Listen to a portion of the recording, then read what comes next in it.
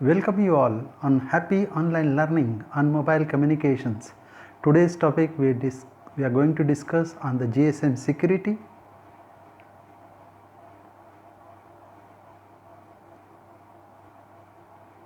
What we are going to discuss into the details of GSM security. One is the objective of GSM security, concerns, goals and the requirements of security systems, GSM security mechanism, algorithms and attacks used for the GSM, and SIM anatomy used in the GSM technology.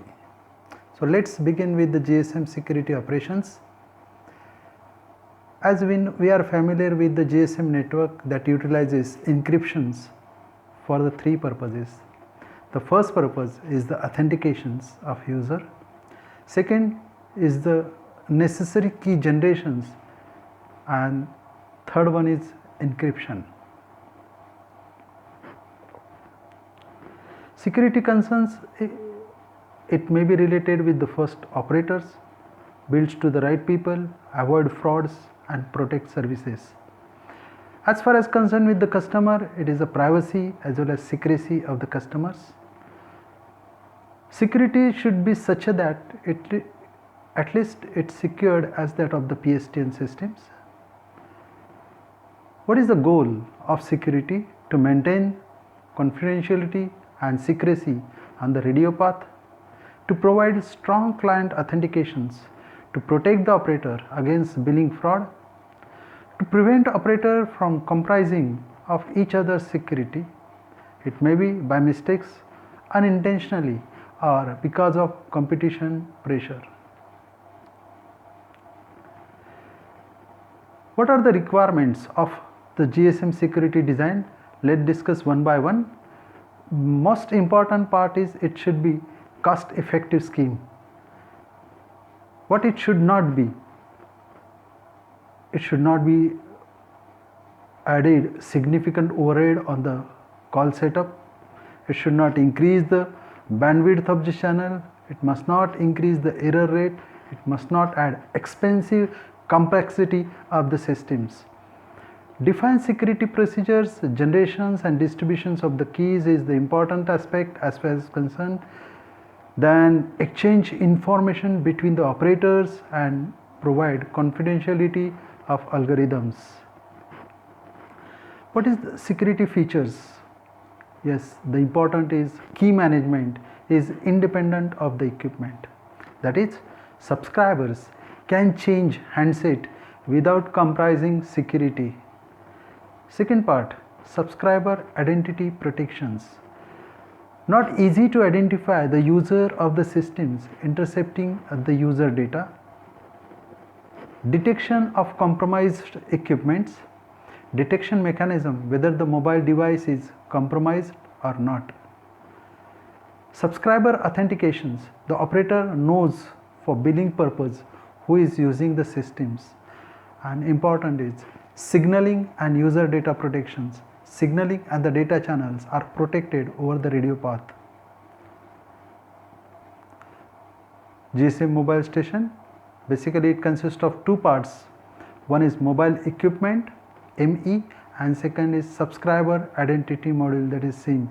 So combination of SIM and mobile equipment, what we call as mobile station.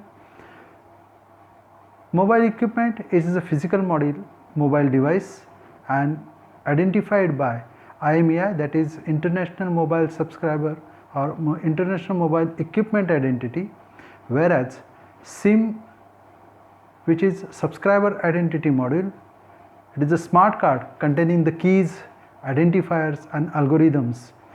Identifiers like subscriber authentication key, IMSI, that is International Mobile Subscriber Identity, TMSI, that is Temporary Mobile Subscriber Identity, MSISDN, that is Mobile Station International Service Digital Network, PIN, Personal Identity Number protecting a SIM, and LAI, that is Location Area Identity. For sake of convenience, recap the GSM architecture, because we are going to discuss with the VLR, HLR, EIR and authentication centers. Basically mobile connected to the BTS with wireless interface, then BTS connected to the BSC. BSCs are communicating to MSC, and MSC consists of VLR, HLR, EIR and authentication centers under the network management. What is subscriber identity protections? Again, this first is the important is temporary mobile subscriber identity. The goal of TMSI is use instead of IMSI as a temporary subscriber identity. TMSI prevents an eavesdropper from identifying of subscriber, that is no other one can listen your communication, it should be the private one. How it can be used? TMSI is assigned when IMSI is transmitted to authentication center on the first phone switch on. Every time a location update, when we move from one MSC to another MSC, the network assigns new TMSI. TMSI is used by the mobile station to report to the network or during the call initialization. Network uses TMSI to communicate with the mobile station, and on mobile station, switch of TMSI is stored on SIM to be reused in the next times. Visitor location register performs assignment of administrations and update of the TMSI. Key management scheme. Key management, that is subscribers authentication key. It is a shared key of 128 bit used for authentications of subscriber by the operator. It is stored in subscriber SIMs. That SIM is actually owned by the operators, and operators home location register HLR. SIM can be used with the different equipments, all we are familiar with this. Detections of compromised equipments. International Mobile Equipment Identifier IMEI, allowing to identify the mobiles, is independent of the SIM, and it is used to identify whether the mobile is stolen or compromised equipments. Equipment Identity Register, it provides the information whether the mobile is blacklisted, whitelisted or grey listed. Blacklisted means stolen or non-type mobiles. Whitelisted means it is valid mobile, and grey listed means local tracking mobiles. Another important aspect is Central Equipment Identity Register. It approved mobile types and consolidated blacklist. This provided by the operator. Authentications. How authentication took place? Authentication schemes are subscriber identifications. Either it can be authenticated by TMSI or IMSI that generates the challenge, that is random sequence authentication number by the operators. We are going to see into the details of this.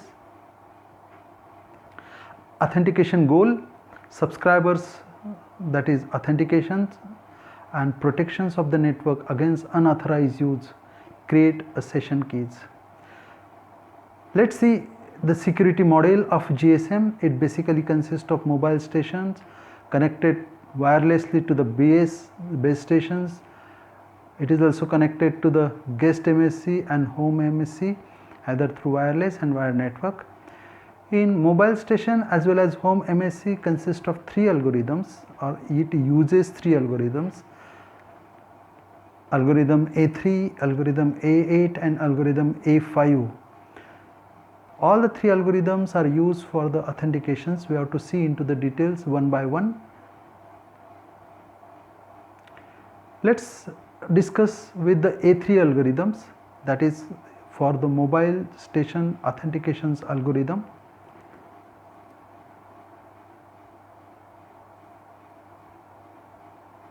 GSM provides authentications of users and encryptions of the traffic across the air interface. This is accomplished by giving the user and the network a shared secret key called KI. This 128-bit key is stored on the SIM card and it is not directly accessible to the user.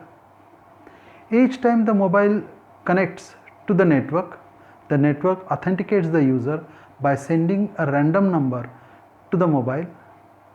The SIM then uses the authentication algorithm to compute an authentication token called as signaling response SRES using the random number and KI.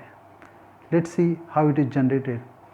This random 128-bit number generated by the operator along with the KI key of 120-bit, it is with the operator as well as with the SIM. Combinations of this generate the SRES 32-bit numbers called as sign response number. This generation of SRES response to the MSC's random challenge, or it is also called RAND signal. Authentications center, it provides the parameters for authentications and encryption functions. HLR, it provides the MSC all about these three signal generated, that is random signal generated, sign response and the session key, and handles the MS locations. VLR stores the generated triples by the HLR when subscriber is not in his home network. One operator doesn't have access to subscriber key of another operator. Second algorithm called as A8 algorithm, that is voice privacy key generation algorithm.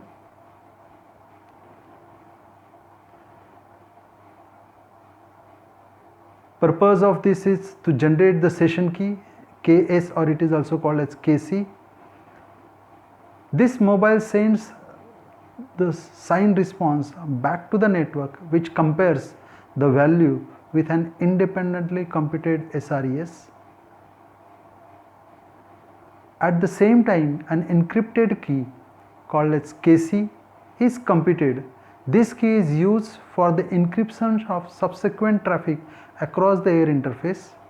Thus, even if an attacker listened to the air traffic could crack the encryption key KC, the attack could be a little value since the key change each time the authentication procedure is performed. You see inside this security module, at the mobile station it consists of 3 algorithms, and at the home location, that is MSC, also consists of 3 allocations, that is 3 algorithms, A3 algorithms, A8 algorithms, and how they are used.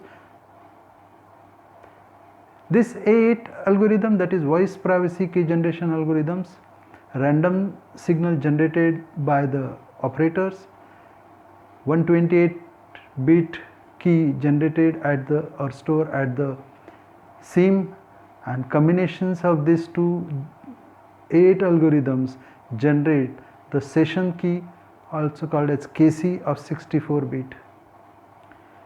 These specifications are never made to the public.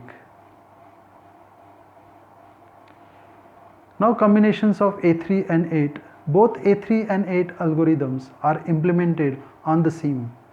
Operator can decide which algorithm to use.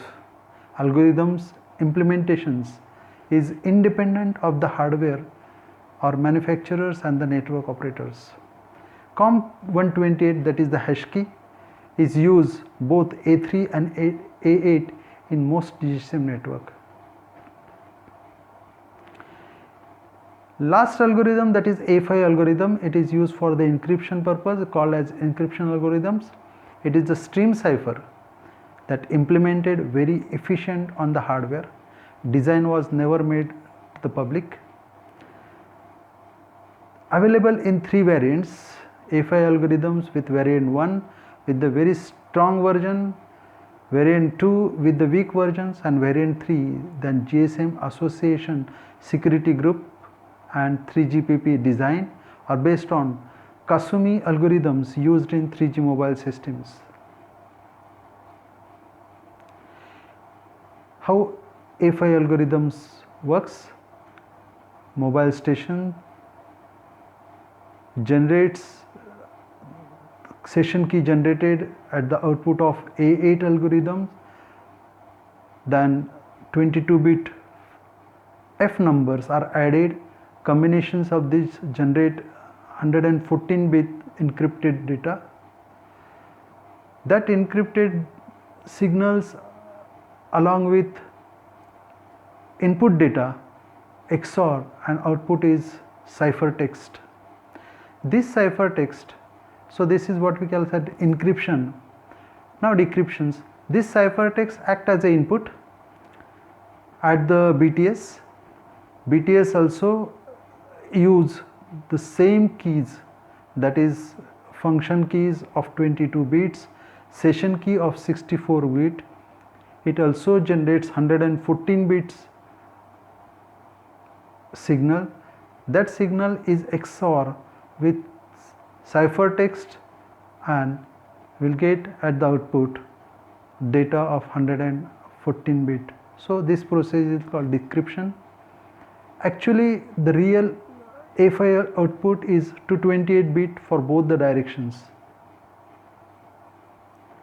Authentications and encryption scheme, how total 3 algorithm works. Now see into the details. Let's consider the mobile station and GSM operators. They are interface with the radio link. Mobile station consists of SIM. GSM operators generate the random signals which is shared with the A3 algorithms in GSM operator premises. The same generated numbers is also shared with mobile SIM card. Mobile SIM card basically again consists of its original key called as secret key. The same key is also available with the GSM operator. Combinations of these two generate the sign response. Both the sign response must be same. They are verified. Once they are verified, then the further communication is allowed or possible, otherwise authentication failure occurs. Once authentication occurs, after that the generated sign response along with the secret key at both the ends, that is at the mobile as well as at the GSM operators ends, combinedly generates the session key called as KC, also called as encryption key.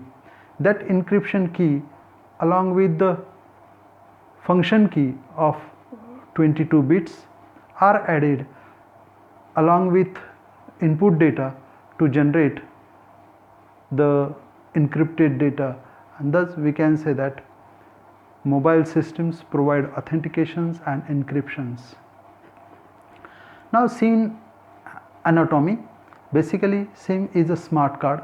A single chip computer contains OS, file system and applications. It is protected by the pin owned by the operators. If you see in the diagram, it consists of EEPROM, RAM, ROM, CPU and IO devices. If you consider the pins, it consists of IO pins, reset pins, clock, VCC and the ground. So thank you. See you again shortly with the new topic. Have a nice day.